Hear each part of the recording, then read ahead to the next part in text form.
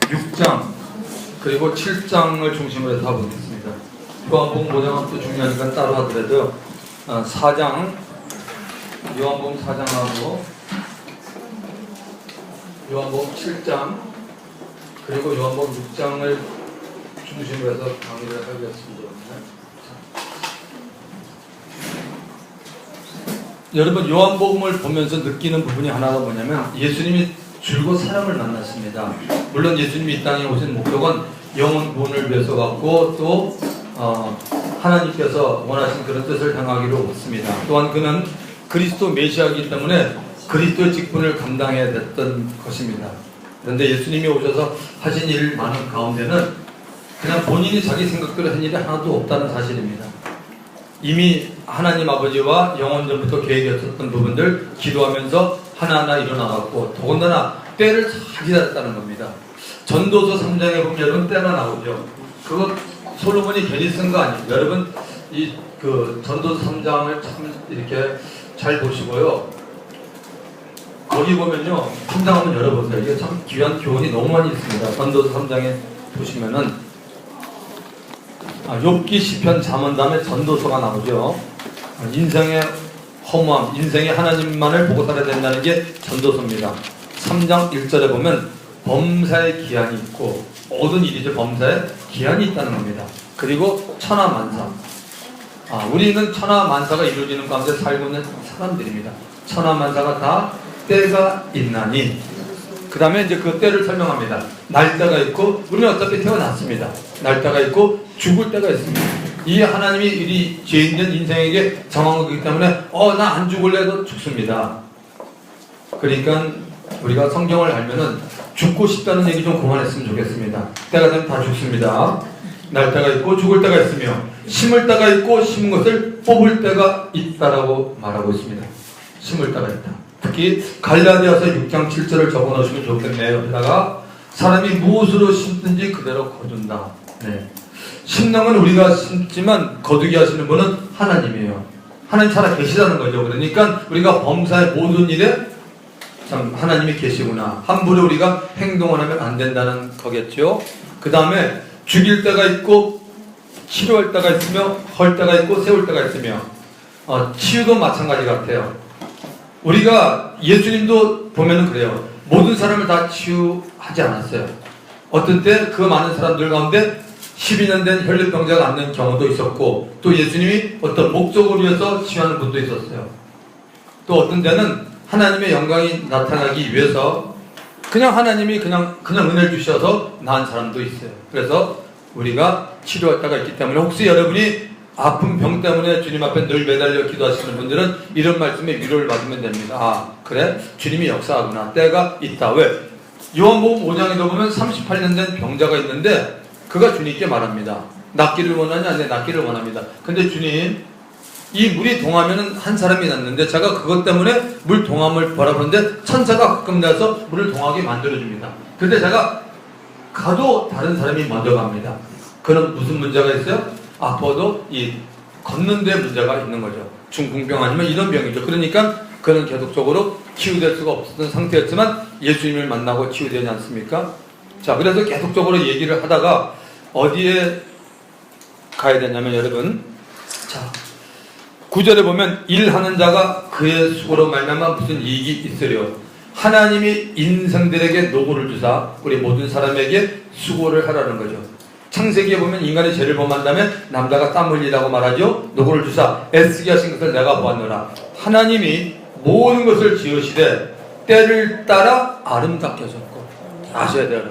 때를 따라 아름답게 하나님 하셨어요. 그리고 또 사람들에게 영원, 이터널리티, 영혼은 우리가 못 세잖아요. 모든 사람들에게는 영혼을 사모하는 마음을 하나님이 주신 거예요. 근데 그 사모하는 마음이 잘못 나가니까 종교를 가지게 되고 이상한 데 끌려가는 겁니다. 그러나 하나님이 하시는 일의 시작과 끝을 뭐요? 사람으로는 측량할 수 없게 한 거예요. 여러분. 그래서 우리는 뭐죠? 성경을 통해서 그냥 하나님이 시작과 끝을 하시는 거 알지? 모든 것을 정확히 우리가 측량하지 못하게 하나님이 하신 거예요. 왜? 창조주와 피조물은 다르다고 여러분이 생각하시면 돼요. 그래서 우리는 성경이 나에게 가르쳐주는 부분만 우리는 알면 된다는 것이죠. 사람이 사는 동안에 기뻐하며 선을 행하는 것보다 더 나은 것이 없는 줄을 솔로몬이 발견한 거죠. 그래, 사람이 사는 동안 이왕 사는 거, 인상 쓰고 찌그러 사는 것보다는 기뻐하는 게 얼마나 좋냐. 아니, 얼마나 그런 모습이 좋으면 사도 바울은 어떻게 했어요? 빌립보 감옥소에서 환희에 서신, 내가 다시 말하니 기뻐하고 기뻐하라. 그는 감옥에서도 기뻐했던 사람입니다. 선을 행하는 것보다 더 나은 것이 없는 줄을 내가 알고, 사람이 사는 동안에 기뻐하고 선을 행하는 것. 선을 향하는 게 가장 중요한 것이 뭐죠? 선은 하나님이니까 하나님을 아는 것. 그 다음에 그분을 알아서 우리가 복음을 주고 주의 사랑을 주는 것보다 더 나은 것이 없는 줄을 내가 알았고, 사람마다 먹고 마시는 것과 수고함으로 낙을 누리는 그것이 하나님의 뭐래? 선물인 줄 또 내가 알았어. 참 기가 막혀요. 네. 우리가 이 땅에 살면서 먹고 마시고 수고하고 이런 모든 것이 뭐예요? 하나님 우리에게 준 선물이에요. 그러니까 우리가 지금 현재 소유한 게 영원히 간다고 생각하지 마세요. 우리가 소유한 예수님만 영원히 가신 거, 영적인 것만 영원히 갑니다. 물질적인 거 절대 영원히 못 갑니다. 여러분 기억하셔야 돼요. 하나님의 엄중한 말씀입니다. 그래서 우리가 복음서뿐만 아니라 성경의 모든 것, 하나님이 솔로몬이라는 사람을 통해서 준 잠언서, 지혜서, 전도서, 인생을 어떻게 계획하고 살 거냐. 특히 전도서 12장에 보면 청년들에게 말하잖아요. 청년들아, 정말 곤고한 날이 이르기 전에 청년의 때 너희가 하나님을 알기를 힘쓰라고 얼마나 나옵니까? 그러니까 참 이게 중요하죠, 삶에서. 자, 요한복음 이제 4장을 보시면은, 자, 요한복음 4장에 보면은 어떤 얘기가 나냐면, 자, 1절을 보시면은 예수께서 제자들을 삼고 세례를 베푸는 것이 요한보다, 그러니까 세례 요한보다 많다는 말을 바리새인들을 들은 줄을 주님이 이미 알고 있습니다. 자, 예수께서 친히 세례를 베푸신 것이 아니요 제자들이 베푸는 것이라. 자, 유대를 떠나서 다시 갈릴리로 가실 때 사마리아를 통과하겠는지라. 그러니까 유대와 갈릴리 사이에 뭐가 있냐면 사마리아가 있다는 것입니다.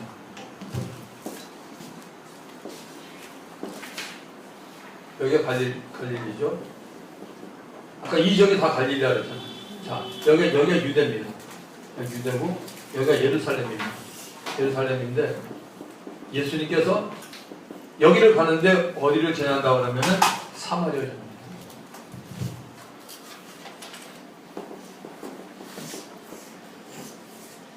원래 오랜 전에 이 사람들은 BC 722년, BC 586년, 우리를 말하는 북한이죠. 그러니까 북이스라엘이 망합니다.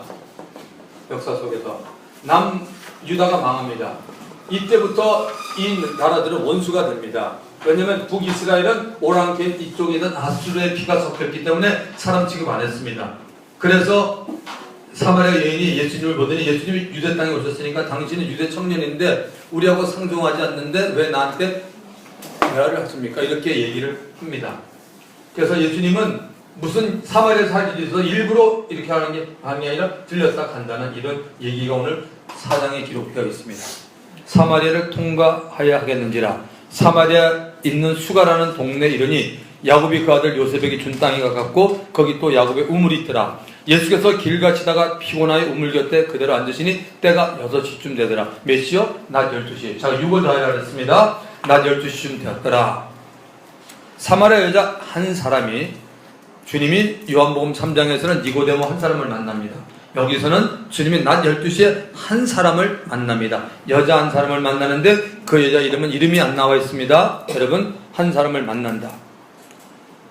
물을 기르러 왔으면 예수께서 물을 좀 달라 하시니, 이런 게 우리가 지혜예요. 사람을 만날 때 뭔가가 관심 있는 걸 만나야지, 관심 있는 얘기를 하자면 사람하고 대화가 안 통합니다. 아마 이 자리에는 전도를 많이 하신 분들이 있을 텐데 아마 속으로 맞다라고 하실 겁니다.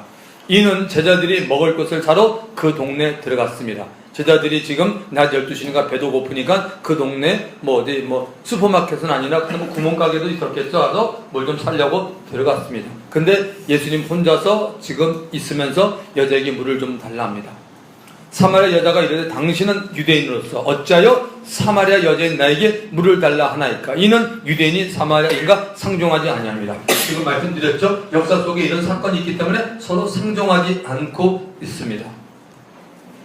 예수께서 대답하여 이르시되 네가 만일 하나님의 선물 또 너에게 물을 좀 달라 하는 그 사람이 누구인 줄 알았더라면 네가 오히려 그 사람한테 구했을 것이요 그가 생수를 내게 주었으리라. 여기 생수가 중요합니다. 주님이 지금 물을 좀 달라고 얘기했는데 주님이 결국은 뭐냐면 네가 그 사람한테 생수를 달라고 구했을 거라고 얘기합니다. 여자가 반응을 나타내죠. 여자가 이르되 주여 물 기를 그릇도 없고 이 우물은 깊은데 어디서 당신이 그 생수를 얻을 수 있습니까? 아까 우리 니고데모와 주님의 얘기를 하는 거 들어보셨죠? 그러니까 대화가 안 통하면 완전히 엇박자 대화가 되는 것입니다. 우리 조상 야곱이 이 우물을 우리에게 주셨고 또 여기서 자기와 자기의 아들들과 짐승이 다 마셨는데 당신이 야곱보다 더 크니까 그러니까 지금 이 사마리아 여자는 누구를 알고 있어요? 야곱을 안다는 얘기예요. 야곱을 안다는 얘기는 누구를 알아요? 아브라함을 안다는 얘기예요. 여러분 사마리아 사람들은 어디 성경을 보냐면 모세오경만 봅니다. 적어놓으세요. 옆에다가 다 모세오경만 봅니다. 그러니까 모세오경에 나오는 인물이니까 알고 있죠. 이렇게. 자, 예수께서 대답하여 이르시되 이 물을 마시는 자마다 다시 목마르니라. 우물물을 마시든 뭐 여기서 정수기 물을 마시든 자꾸 이 세상의 물은 마시면 또 목마르잖아요. 오늘 여러분 우리가 아침 10시부터 강의를 했는데 물 한 잔도 안 마신 분 계십니까? 아마 물 마시고 또 마시고 계속 마셨을 겁니다. 자, 그 다음에 주님이 14절에 내가 주는 물을 마시는 자는 뭔가 다릅니다. 영원히 목마르지 않는다. 분명히 지금 이 말만 들어봐도 이게 다르네. 이 물은 그냥 마시는 물이 아니네. 이 물을 주님이 주는 물을 마시면 영원히 목이 마르지 않고 내가 주는 물은 그 물 속에서 영생하도서는 샘물이 된다라고 말하고 있습니다. 그래서 요한복음 4장 14절은 암송해야 되는 말씀이에요. 제가 오늘 1강 때 말씀드렸죠. 요한복음에는 암송해야 될 말씀이 너무 많은데 로마서와 요한복음이 제일 많은 암송할 말씀들이. 근데 14절의 말씀 요한복음 3장 16절처럼 동일하게 여러분 이 말씀은 꼭 암송하셔야 됩니다.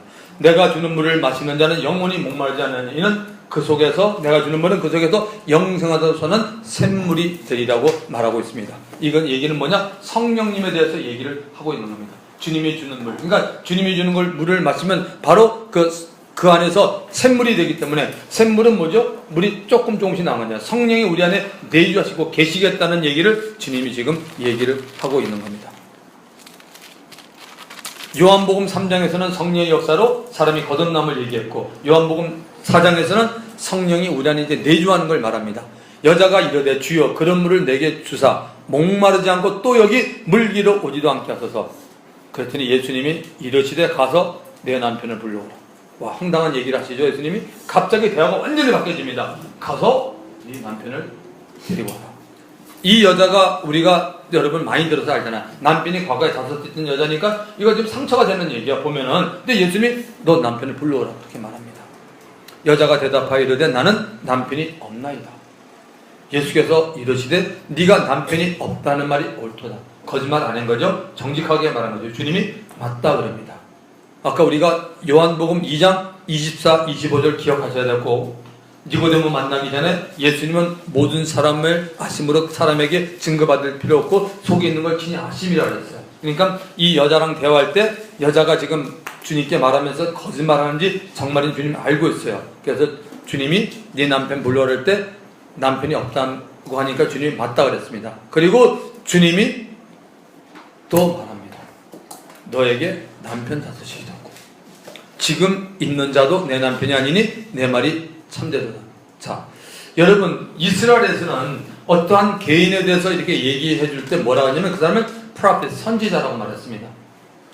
오늘은 나비라는 말을 쓰는데 호랑나비 그 나비가 아니라 나비라는 뜻이 뭐냐면 예언자라는 뜻입니다. 예언자. 그러니까 선지자는 말을 해서 하나님의 언약의 말씀을 하고 어떤 때는 이렇게 될 거라고 예언적인 말을 해서 선지자 혹은 예언자라고 똑같이 씁니다. 프로페시 이렇게 말하는데 주님이 말씀하신 것은 지금 그리스도의 사명 가운데 예언자로서, 그러니까 예언자 선지자로서 얘기합니다. 그랬더니 19절에 여자가 이르되 주여 내가 보니 선지자로 되어 있다. 맞습니다. 여자가 제대로 본 겁니다. 주님이 지금 하시는 부분은 선지자가 할 수 있는 일을 주님이 한 거죠.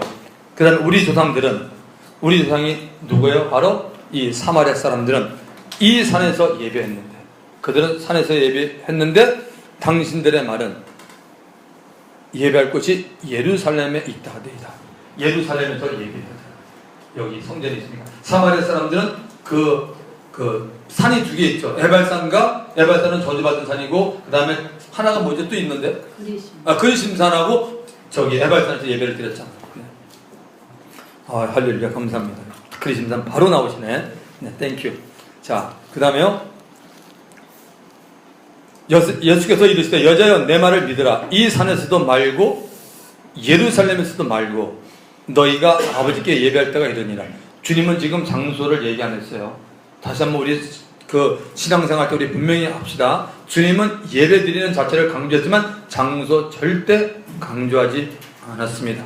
그러면서 너희는 알지 못하는 것을 예배하고 우리는 아는 것을 예배한다 했습니다. 잘 들으세요. 주님이 지금 뭐라고 그러냐면 너희는 알지 못하는 것. 사마리아 사람들은 모세경만 보고 있기 때문에 지금 너희는 알지 못하는 것을 예배하고 있다. 그리고 사실은 여러분 역사 속에서 보면은 이 사마리아 지방에는 어떠냐면 단과 베델하고 단을 세워서 이쪽에 옛날에 그 여로보암이라는 사람이 사람들한테 그 남북이 갈라졌을 때 날이에요. 북이스라엘 했을 때 여기 있던 사람들이 아까 말한 절기 때는 전부 예루살렘으로 내려옵니다. 왜냐하면 예루살렘에 모이게 하니까. 그런데 어느 날 이쪽에 있는 이 여로보암이라는 친구가 가만히 생각하다 보니까 사람들이 자꾸 밑으로 내려가는 거야. 그러니까 뭐야? 야, 내려갈 수가 없어. 여기 베델, 그 다음에 여기 단, 여기 두 군데다가 예루살렘 비슷한 처소를 만들고 가지마, 여기서 예배 드려. 그리고 제사장들을 세워야 되는데 지 멋대로 세운 겁니다. 그래서 사마리아 타락입니다. 여러분 정확하게 보면요, 타락이 사실 어디서 나냐면 하나님과 관계가 잘못되면 타락입니다. 그러니까 종교도 사실 타락이 된 거죠.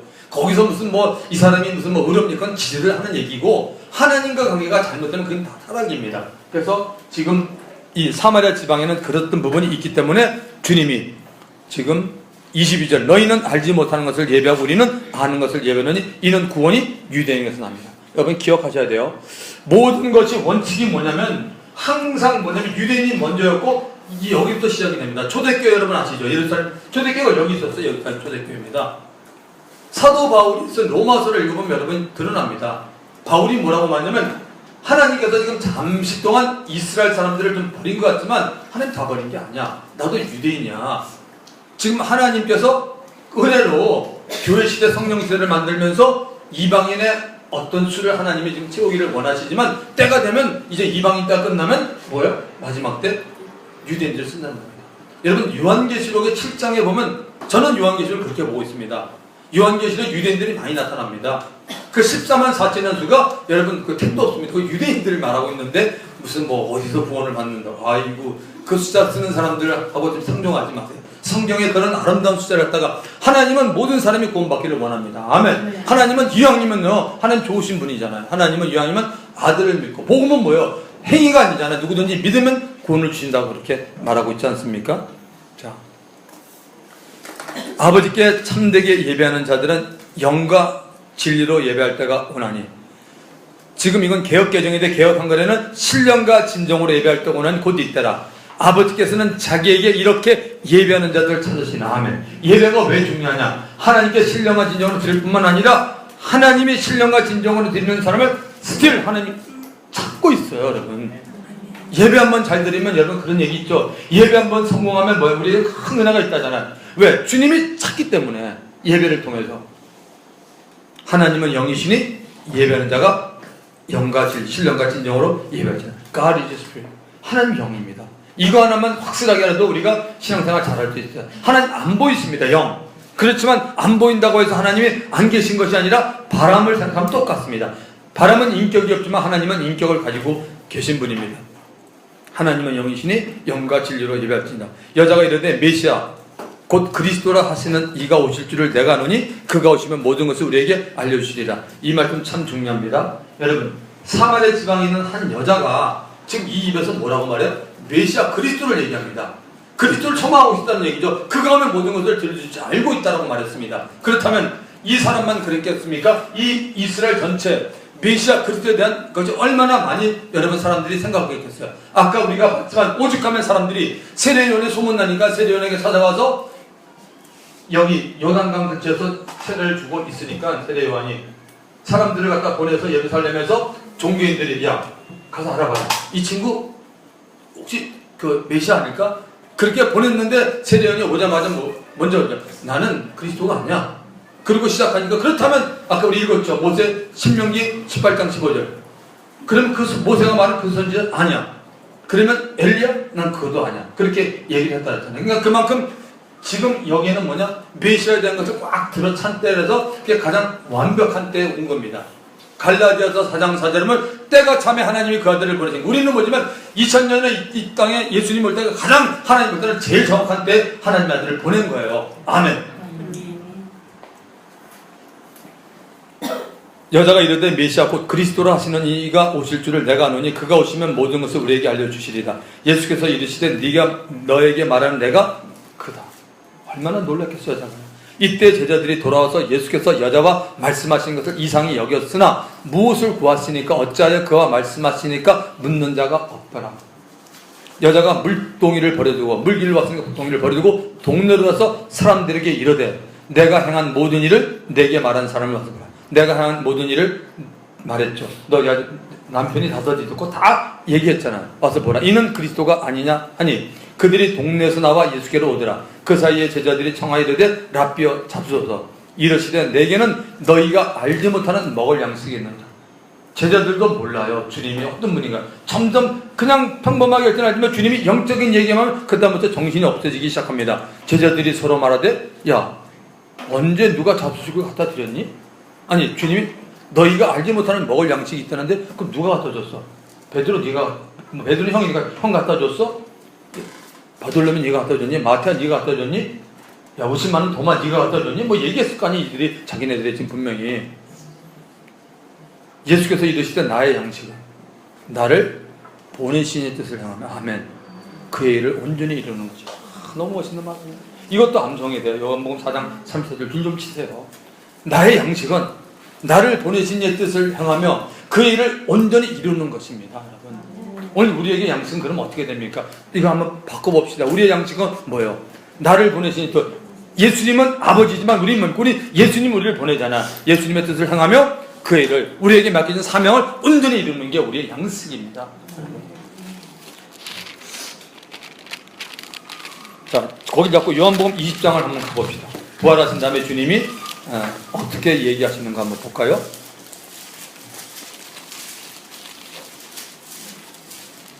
요한복음 20장 20절부터 보십시오. 이 말씀을 하시고 손과 옆구리를 보이시니 부활하신 후입니다. 제자들이 주를 보고 기뻐하더라.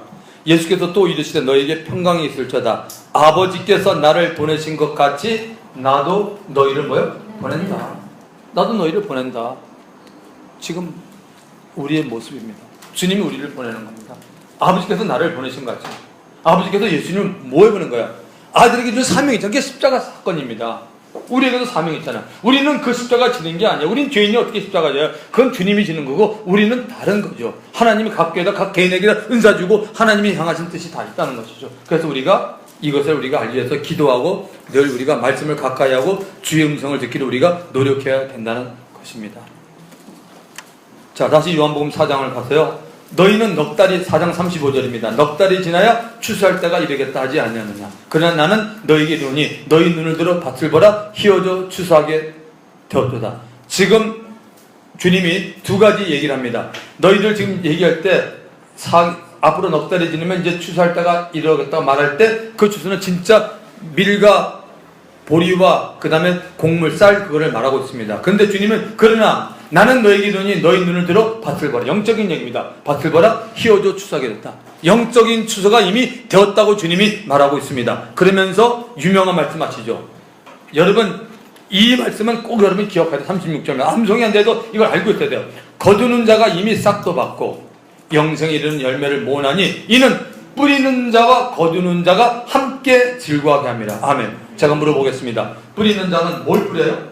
말씀을 복음 전하는 자예요. 뿌리는 자는. 거두는 자는 누구요? 열매 맺는. 이 사람이 예수 자 어떤 사람이 우리 병우 형제가 사람들한테 뭐 성태라는 친구한테 가서 복음을 전해서 세 번을 정했어. 한 번을 했던 세 번을 정했고 근데 복음을 전했는데 뭐 교회도 안 나고 예수 안 믿으려는 것 같아. 복음을 전했어. 근데 어느 날 박승희라는 형제가 있다가 이성태라는 형제를 딱 만나갖고 예수 믿으시고 그랬더니 그럼 갑시다 하고 내가 나 믿게 됐다고. 그러면 하나님 믿을 때 여기도 상급이고 저기도 상급이라는 거예요. 아멘. 근데 정말 중요한 게 뭐냐면 뿌려놔야 돼.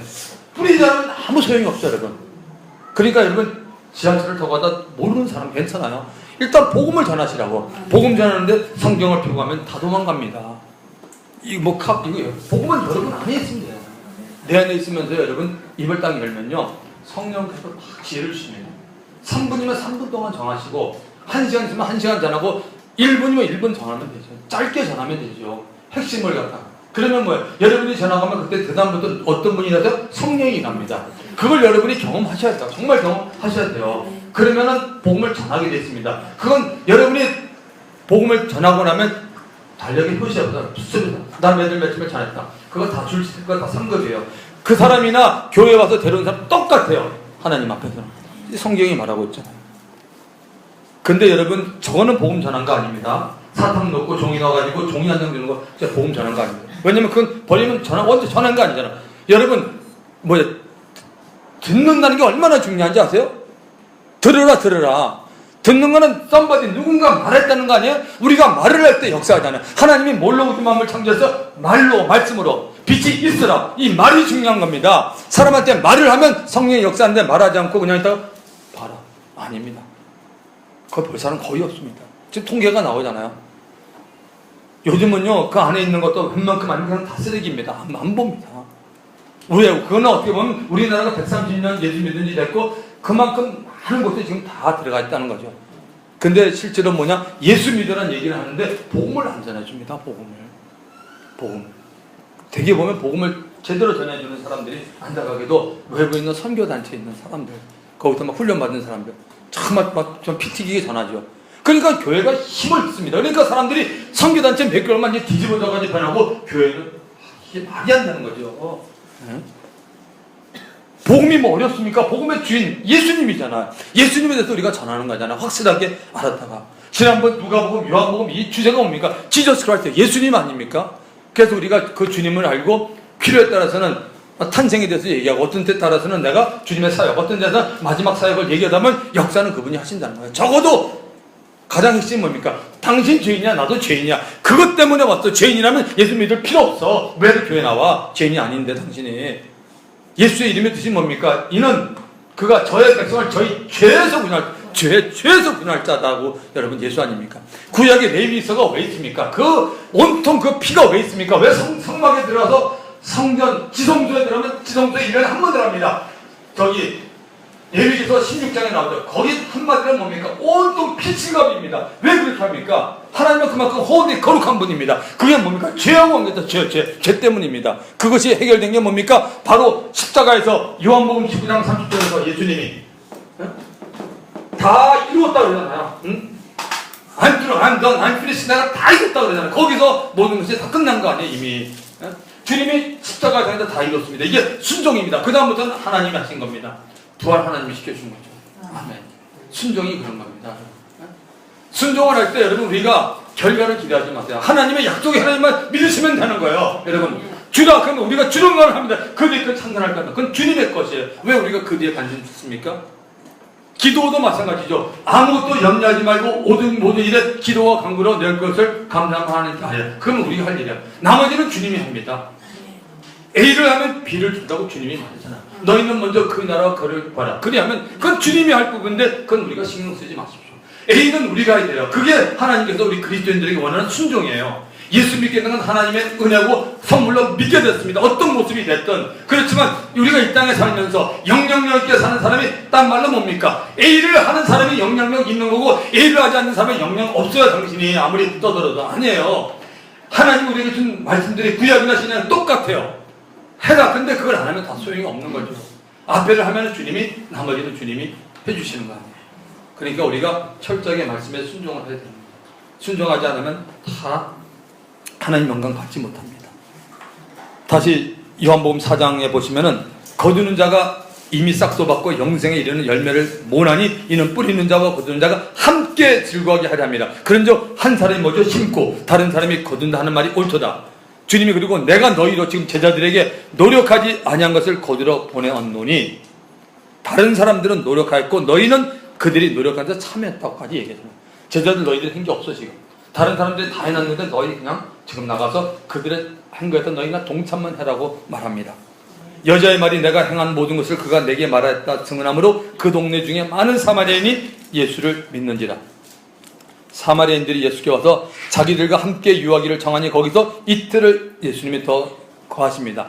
예수의 말씀으로 믿는 자가 더욱 많아. 예수의 뭐요? 예수의 말씀으로 믿는 자가 더욱 많아. 그 여자에게 말하되, 지금 사마리아 그 섬에 수가성에 있던 남편 다섯이 있던 여자에게 말하되, 이제 우리가 믿는 것은 너의 말로 인함이 아니니 너의 간증 때문에 믿는 것이 아니니 이는 우리가 친히 듣고 그가 참으로 세상의 구주신 줄 아미나 하였더라. 아멘. 신앙은 여러분 그렇습니다. 각자가 처음에는 모일 때 전도하고 양육시키는 사람을 통해서 되지만 어느 정도 하면 절대적으로 1대1로 주님의 말씀과 함께하는 게 신앙인지 믿으시기 바랍니다. 그때 우리가 잘하는 겁니다. 여러분, 사람이 돌봐주는 건 어느 정도입니다. 너무 사람 의지하지 마세요. 여러분, 안 돼요. 여러분.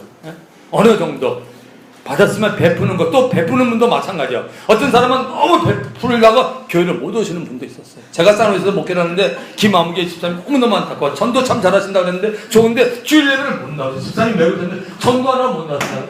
이 양반아. 요한복음 4장을 막 하나님이 예배를 그렇게 자꾸 받는데, 아니 예배까지 못 나면서 전도 그거 안 해도 돼요. 전도한다고 다 오는 게 아니라 전도는 그냥 가서 말뚝에 뿌려놓는 건데 참 중요하잖아요.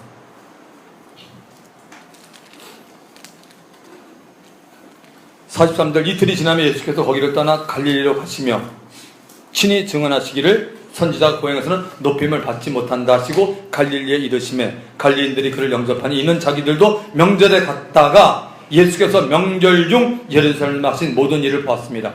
갈릴리로 지금 다시 주님이 여기서 있다가 다시 갈릴리, 자기 고향 가나 이쪽으로 돌아갑니다. 돌아갔더니 사람들이 뭐라고 얘기하냐면 명절날 전부 다 예루살렘 가냐. 여기서 예수님이 향한 그런 표적 기적도 우리가 다 봤다라고 이렇게 말합니다. 그리고 46절부터 54절의 유명한 말씀이죠. 예수께서 다시 갈릴리 가나에 이르러 전에 물로 포도주를 만드신 것이라 우리에게 확인시켜 주죠. 요한복음 2장 1절부터 11절의 사건을 확인시켜 주면서 왕의 신하가 있는데 그 아들이 가브나움에서 병이 들었더니, 장소가 다릅니다. 가브나움은 지금 여기고요. 지금 가브나움은 이쪽쯤 되고요. 여기는 지금 가나 여기입니다. 여기 장소가 다릅니다. 가브나움입니다.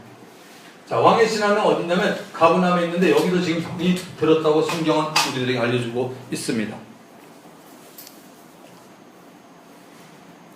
자, 그런 다음에 그가 예수께서 유대로부터 갈릴리로 오셨다는 것을 듣고 가서, 그러니까 소문을 들은 거지 주님이 오셨다.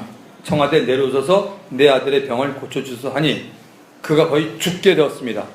예수께서 이르시되 너희는 표적과 기사를 보지 못하면 도무지 믿지 아니하리라. 주님이 하나님의 아들이 지나간 것은 표적과 기사가 나타났다 그러잖아요. 그러니까 주님이 안타까워서 얘기하잖아요. 뭔가가 주님이 원하시는 건 뭐냐면 사람들이 주님을 믿기를 원하시는데 지금 이들은 뭐냐? 뭔가를 고치고 하지 않으면 믿지 않는다 이렇게 얘기합니다. 신하가 이르되 주여 내 아이가 죽기 전에 내려오소서. 그러니까 이 안타까운 심정이죠. 이 사람은 자기가 아들이 죽으니까 지금 빨리 내려와 달라니까 예수님이 이르시되 가라 네 아들이 살아있다 하시니 주님이 말씀을 보냈습니다. 가서 안수도 안 했습니다. 그 옆에도 아닙니다. 먼데도 주님이 얘기 듣다가 가라 네 아들이 살아있다 하시니 그 사람이 예수께서 하신 말씀을 뭐라고 되었어요? 믿고 가더니. 이게 중요해요. 예수께서 하신 말씀을 듣고 가더니라고 아니라 여기서 뭐죠? 믿고 가더니. 여러분 성경을 자세히 보면요 그 단어 이런 게 너무너무 정확하게 돼 있어요. 하나님의 말씀을 믿고 가더니 내려가는 길에서 그 종들이 오다가 만나서 아이가 살아있다 하거늘 그 낳기 시작한 때를 물은즉 어제 7시에 열기가 떨어졌나이다 하느니라. 7시면은 오후 1시가 되겠죠. 그의 아버지가 예수께서 네 아들이 살아있다 말씀하신 그때인 줄 알고 자기와 그 온 집안이 다 뭐죠? 예수를 믿었다는 거죠. 이것은 예수께서 유대에서 갈릴리로 오신 후에 행하신 두 번째 사인, 표적이라고 말하고 있습니다. 가라 50절 다시 보면 내 아들이 살아있다 하시니 그 사람이 예수께서 하신 말씀을 믿고 가는 거예요. 그냥 간 게 아니에요. 들어서 간 게 아니라 믿었다는 거죠. 여기서 알 수 있는 게 뭐죠? 듣는 거와 믿는 건 다르다는 얘기죠. 듣는 사람 가운데 믿음이 생겨요. 아멘. 안 들으면 믿음은 없어요. 그건 거짓말의 꽝입니다. 그러니까 설교를 안 듣거나 성경말 공부를 못하면 이미 그분은 아예 그냥 신용도 못하고 그냥 간 거죠. 가끔 그런 분들이 있잖아요. 예배 시간인데 뭐 가끔은 그런 데 있는데 어떤 사람은 아주 그냥 상습적으로 그런 사람들이 있죠. 말씀 듣는 시간 다 끝나고 5분 남겨놓을 때 들어오는 분들이 있는 것 같아요. 다 가지고 광고 듣고 땡하고 가는 분들. 참 그런 분들은 교회 왜 다니는지 몰랐는데 너무너무 안타까운 거예요. 이왕 우리가 하나님 앞에 드리는 거 처음부터 끝까지 있으면 참 좋은데 말씀을 드려야지 뭐 역사가 일어나는데 듣지 않고 가는 안 되죠. 하신 말씀을 믿고 가더니 역사가 일어난 겁니다. 자, 로마서 12장을 한번 가봅시다. 로마서 12장. 12장입니다. 저도 지금 원고에 없는데 모르겠습니다. 왜 이렇게 넘어가는지. 자, 여러분 로마서 10장 17절은 뭔지 아시죠? 믿음이 생기는 통로입니다. 자, 로마서 12장 3절을 보세요. 로마서 10장 10절은 믿음이 생기는 통로예요. 믿으면 들으면서 나오고 들으면 그리스도 말씀으로 말미암습니다. 이 믿음이 생기면 히브리서 11장 1절에 믿음은 바라는 뜻을 실상에 보지 못하는 증거가 생겨야지 이 말씀이 맞아 들어갑니다. 근데 로마서 12장 3절에는 바울이 내가 너희 중 각 사람에게 말하느니 하나님 중 너희를 말하니 너희가 그 생각을 하는데 믿음의 분량이라는 단어가 거기 나옵니다. 내게 주신 은혜로 말미암아 너희 각 사람에게 말하니 마땅히 생각할 그 이상의 생각을 품지 말고 오직 하나님 주체가 하나님께서 각 사람에게 나누어 주신 믿음의 분량대로 지혜롭게 생각하라. 아멘. 이것만 우리가 깨달아도 신앙생활 잘할 수 있어요. 네. 그러니까 사도 바울은 대단했던 사람입니다. 정말 이런 것을 다 성경에 기록할 정도니까요. 하나님께서 각 사람에게 나눠주신 믿음의 분량대로 지혜롭게 생각하라. 믿음의 분량이 있다는 거죠. 믿음의 사이즈가 있다는 거죠. 믿음의 사이즈. 똑같은 하나님의 말씀을 듣습니다. 근데 어떤 사람은 똑같이 듣고 믿음이 있는데 믿음의 분량이 너무너무 적어요. 어떤 사람은 믿음의 분량이 큰 사람이 있어요. 그래서 하나님은 뭐라고 말씀하시냐? 너희가 생각을 할 때, 생각하는 크리스찬 될 때 믿음의 준 분량만큼 생각하라고 합니다. 믿음의 분량이 안 되는 분은 많은 생각을 하면 안 됩니다. 왜? 그 생각은 영적인 생각이 아니라 육신의 생각이기 때문에 그렇다는 얘기잖아요. 믿음의 분량이 있다는 겁니다. 그래서 믿음 참 귀한 거죠. 믿음은 한마디로 뭐죠? 하나님의 선물이에요. 믿음은 정말 하나님의 선물이에요. 하나님의 선물. 믿음은 하나님의 선물. 이런 기도 한번 해보실래요, 여러분? 적어보세요. 저는 이런 기도를 합니다. 매일은 아니면 생각날 때만 하는데 하나님 아시죠? 그냥 믿어지는 믿음 주세요. 전 생자를 부립니다. 하나님께 목표가 돼도 저 그냥 믿어지는 믿음 달라고 합니다. 그냥 믿어지는 거야. 그냥 하나님 말씀에. 그러니까 그게 뭐냐면 하나님 말씀 믿어지는 게 딴 게 아니라 그냥 믿어지는 믿음. 믿어지는 거야. 딴 사람이 다 아니라고 해서 나한테 믿어지는 거야. 그게. 근데 그게 사실은 뭐냐면 고린도전서에 보면 믿음 연사 있는 거 아시죠? 그거예요, 여러분. 믿음 연사. 똑같은 일을 얘기했는데 10명 있는데 난 안 믿어져. 하나님 말씀 인정해. 근데 난 안 믿어지는데 어떡해. 근데 어떤 사람은 형제가 다 목사님 저는 믿어집니다. 그래요. 전 믿어집니다. 근데 하나님이 주는 믿어진다 그러면 뭐죠? 행동이 따라 안 따라 따르게 돼 있어요. 행동이 안 따르면 그건 뭐야? 입술 그냥 only lip service. 입술만 하는 거예요. 그건 괜히 사람들 앞에서 하면 호기 부리는 거예요. 나 믿음 있나 하면 뽐내는 거예요. 근데 돌아보면 아무것도 꽝이야. 되는 것도 하나도 없어요. 그건 허풍입니다. 허풍하고 믿음하고는 틀립니다. 네. 믿음은 선포하는 거지만 허풍은 뻥치는 겁니다. 허풍 몇 번 해보세요. 그 다음부터 신뢰 다 잃습니다. 그래서 여러분 기도하면서 하나님 주시는 담대한 믿음을 선포할 줄 알아야 돼요. 참 중요합니다.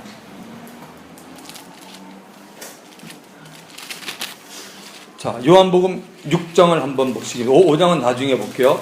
6장을 보면은 여러분 오병이어 기억 사건인데 여러분 워낙 이 설교들을 많이 듣고 해서 여러분이 웬만큼 아니니까 제가 6장 1절부터 15절은 그냥 좀 넘겨가도록 하겠습니다. 여기는 여러분 요한복음에만 나와 있죠. 빌립과 안드레 얘기가 나와 있습니다. 예수님이 빌립이 굉장히 좀 이렇게 보면은 계산에 발 같은 사람 같아요. 그래서 그 계산에 발 같은 사람이기 때문에 주님이 지금 빌립이 어떻게 하는 것을 아시고 주님이 시험하기 위해서 물어보죠. 빌립아, 사람들이 이렇게 말하는데 이 사람들을 어떻게 먹이겠느냐 그랬더니 빌립이 머리를 탁 이렇게 두뇌진이 빠릅니다. 그러면서 거기서 얘기하냐면 빌립이 각 사람에게 조금씩 줄지라도 그런 얘기가 나오는데 실제로 나오네요. 빌립이 대답하되 각 사람으로 조금씩 받게 할지라도 200데나리온 떡이 부족하리로다. 우리가 이 면을 긍정적인 면으로 보면 이런 얘기네요. 빌립은 그래도 뭐든지 아끼는 마음 가운데 먹기는 먹여야 될 때 우리가 정말 건금전략해서 이렇게 먹이면 200데나리온 정도면 되지 않겠습니까? 라는 것이고, 조금 더 믿음의 눈으로 본다면 아니 왜 조금씩 받게 해? 좀 풍성히 주지. 좀 그런 마음도 있네요. 어쨌든 근데 6절에 이렇게 말씀하시면 친히 어떻게 하실지를 주님이 압니다. 결론을 주님이 알고 있어요. 주님이 다 알고 있고 빌립을 한번 떠본 겁니다. 그랬더니 빌립이 역시 아니나 달라 주님이 생각한 대로 그렇게 머리로 얘기를 한다는 것입니다. 자, 그리고 난 다음에 주님이 기적을 행하시죠.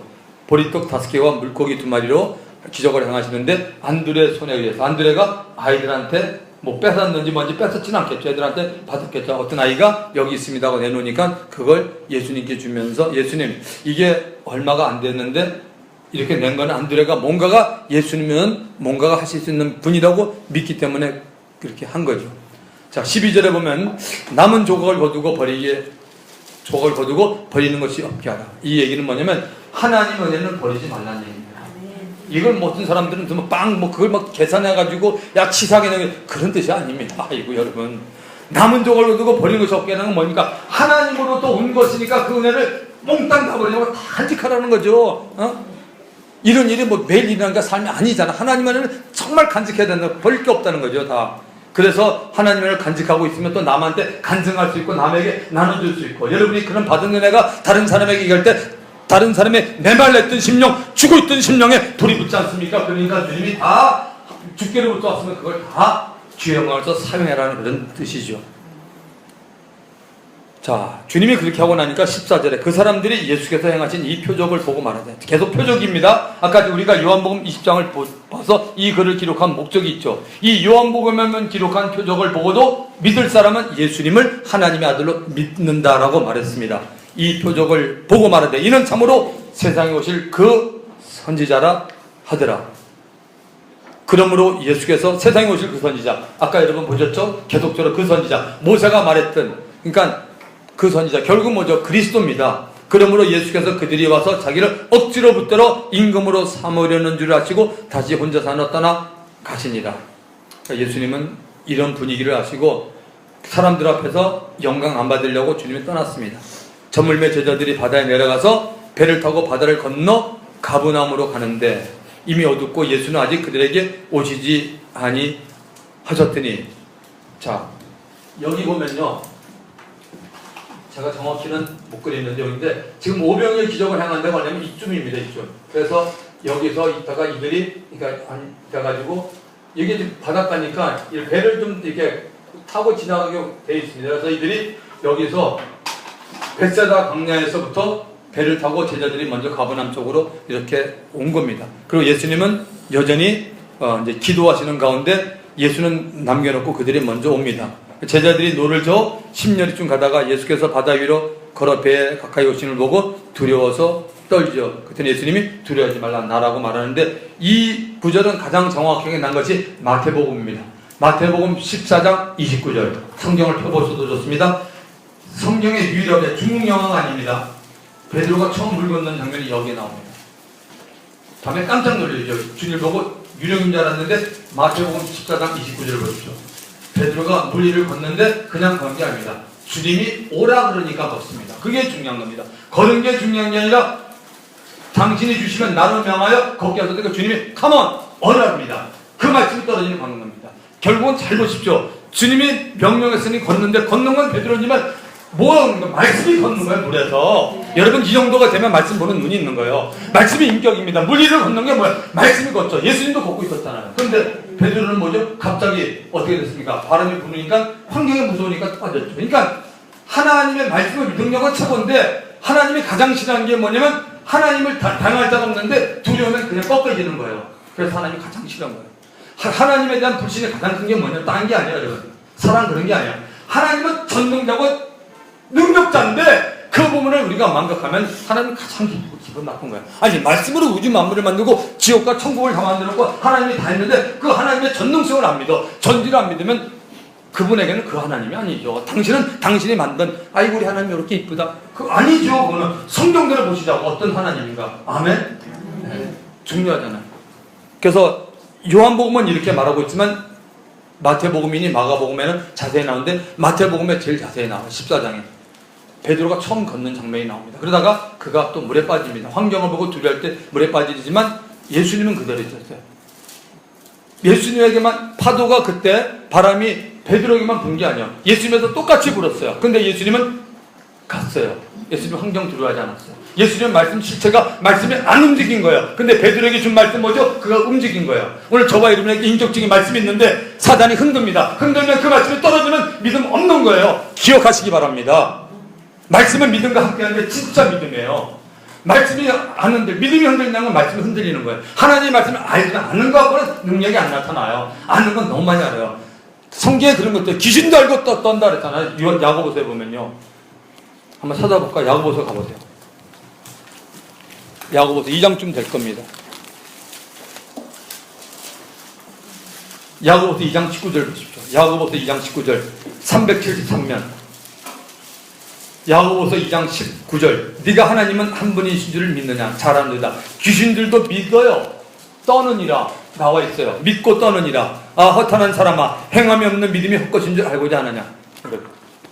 그러니까 하나님의 말씀이 살아있다. 믿음이라는 건 실체. 이론이 아니에요. 이론이 아니라고요, 여러분. 하나님의 말씀이 내 가운데 있는 거예요. 인격으로 있는 거예요. 그러니까 그 말씀이 믿어지니까 그 말씀대로 내가 행하니까 하나님은 기뻐서 그분의 능력을 나타내는 거예요.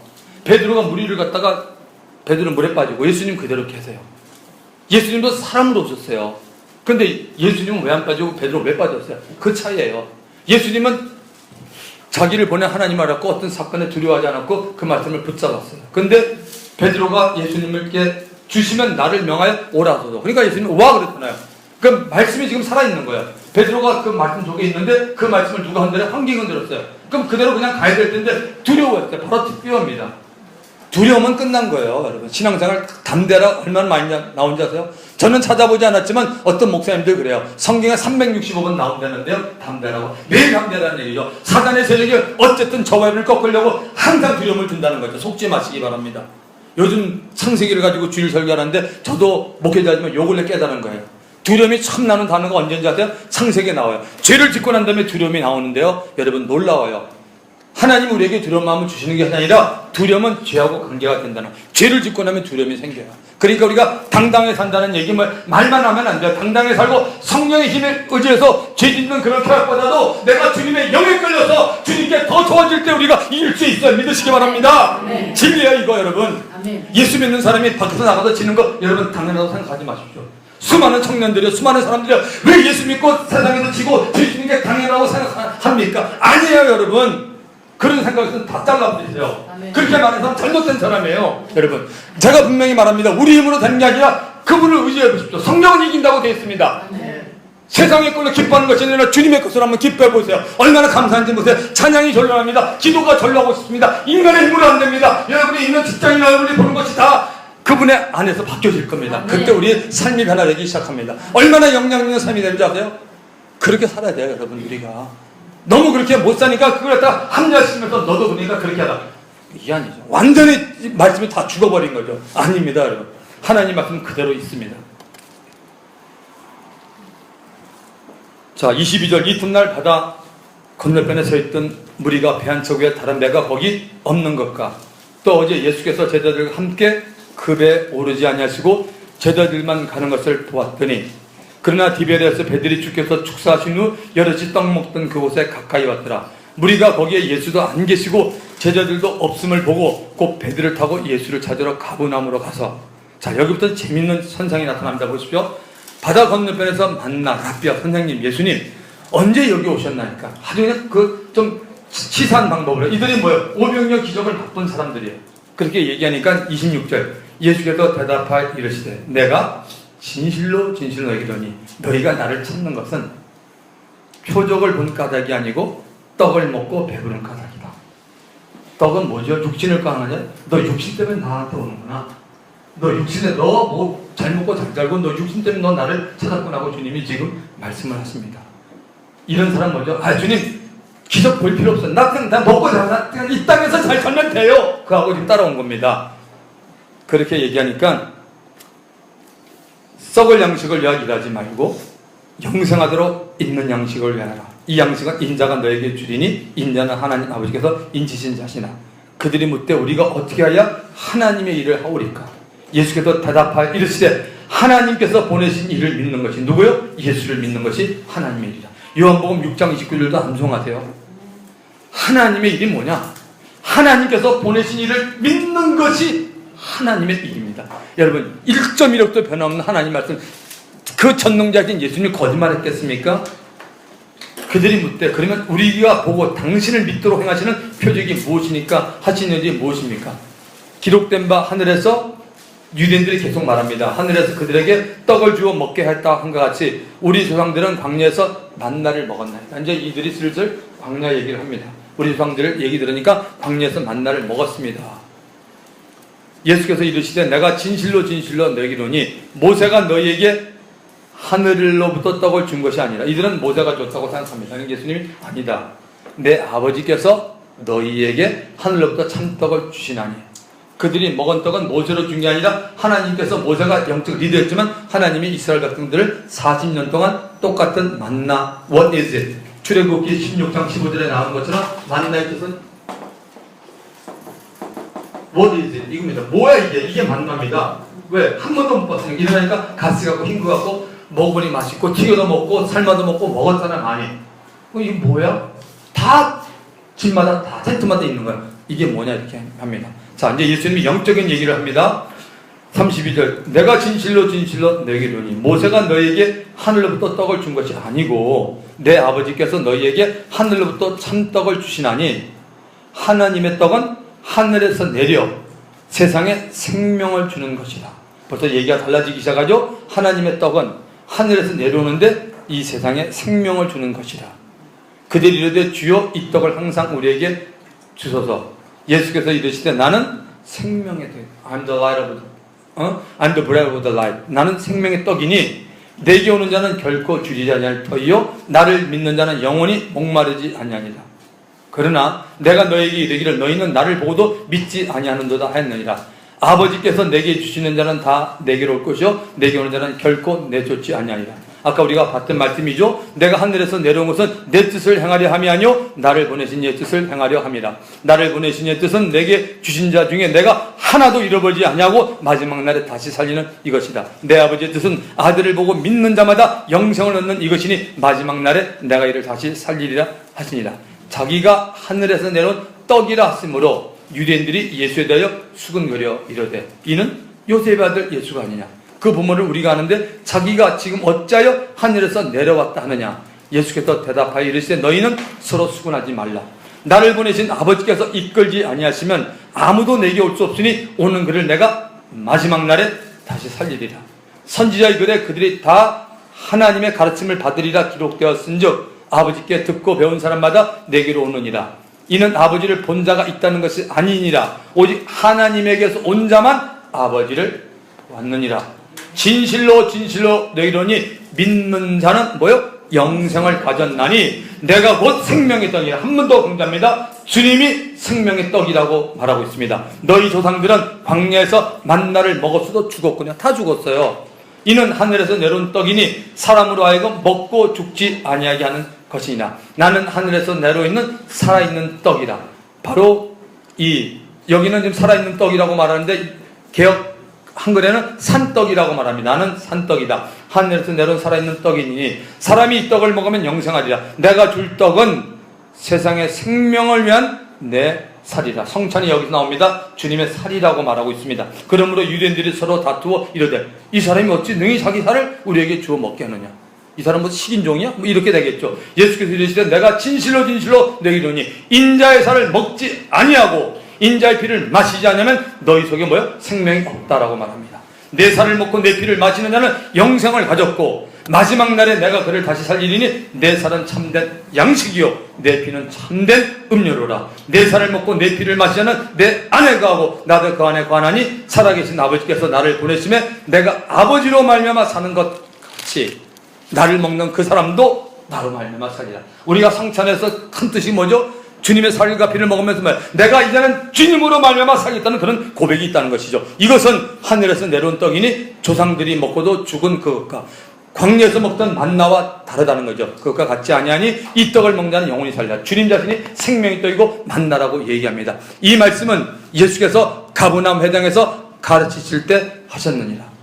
그 다음에 제자 중 여럿이 듣고 말하되 이 말씀은 어렵도다.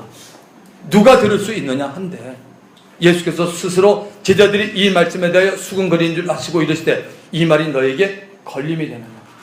그러면 너희는 인자가 이전 있던 곳으로 올라가는 것을 본다면 어떻게 하겠냐. 제자들이 결국은 예수님이 올라가는 장면을 사도행전 1장 9절에 보면 보고 있지 않습니까?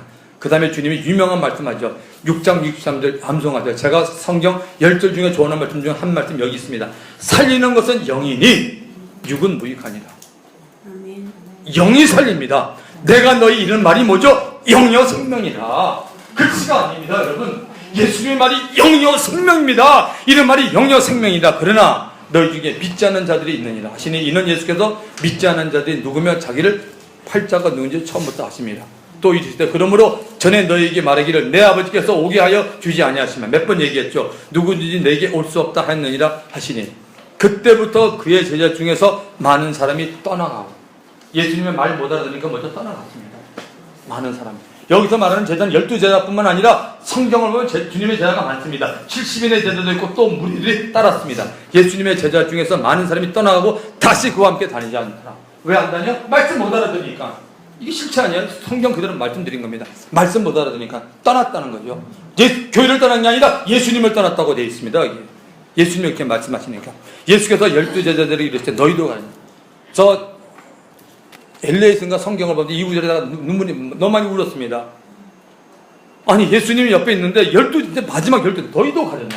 주님의 말씀을 못 알고 다 가니까 너희도 가겠느냐. 주님의 그 안타까운 마음. 이 땅에 있는 사람들이 너무 사탄의 세력에 영의 눈이 다 먹어가지고 볼 걸 못 보니까 말씀을 못 알아듣으니까 너희들은 가겠냐고 주님이 애통해서 말합니다. 그때 베드로가 참 베드로 멋있어요. 그래도 68절 시몬 베드로가 다들 주여 영생의 말씀이 주께 있사오니 우리가 누구에게 가릴까? 와, 저는 그렇게 생각합니다. 주의 몸 냉개는 뭐가 있죠? 영생의 말씀이 있어야 돼요. 교회는 여러분 영생의 말씀이 주께 있사오니 우리가 누구에게 가릴까? 얼마나 멋진 고백인가. 이런 가운데 여러분이 지금 예수님 그 옆에 있다고 생각하십시오. 예수님의 참담한 마음. 여러분도 말씀을 잘 이해하지만 눈치 보면서 야 가니 나도 가자. 승인아 가니 나도 붙어. 너도 가자. 이런 판에 예수님이 야 너희도 가겠니? 그랬더니 베드로가 말하되 주님 영생의 말씀에 주님 앞에 있습니다. 나 못 갑니다. 다시 말해도 뭡니까? 베드로는 뭘 본 거예요? 하나님이고 말씀을 본 거예요. 영원한 생명의 말씀. 그게 나를 살리기 때문에 내가 주님 앞에 따라간다고 고백합니다. 우리가 주는 하나님의 거룩하신 자 믿고 알았나이다. 예수께서 대답하시되 내가 너희 12를 택하지 아니하니라. 그러나 너희 중에 한 사람은 마귀니라. 다 지고 있었잖아요. 이 말씀은 가룟 시몬의 아들 유다를 가리킵니다. 그 12 중에 하나로 예수를 팔자라라. 아멘. 여러분 하나님의 말씀이 이렇습니다. 요한복음 6장입니다. 여러분들이 지금 어떤 사람들입니까? 세 종류의 사람을 말하고 있습니다. 이 말씀만 정리한 다음에 마치겠습니다. 이번 강의. 우리 요한복음 6장을 통해서 우리에게 주님이 뭘 알려주고 있는 것입니까? 광야에 있던 그 만나와 비교하면서 우리의 모습을 주님 비교해줍니다. 우리는 어디에 속한 부류들입니까? 이스라엘 백성들에게 말했고 오늘 가면 하나님의 백성들에게 말하고 있습니다. 어떤 사람들은 나의 유익은 내 먹고 잘 자가 나를 위해서 예수 믿는 사람들이 있습니까? 그 사람들은 떠나갔습니다. 두 번째 사람은 기적을 보고 따라온 사람들입니다. 그 사람들도 결국은 예수님이 영적인 메시지니까 어렵다 하면서 간 거예요. 기적은 눈에 보입니다. 그것만 보고 줄곧 따라온 거세요. 그래서 예수님이 마태복음 24장 24절 종말장에서 이런 얘기가 경고됐었어요.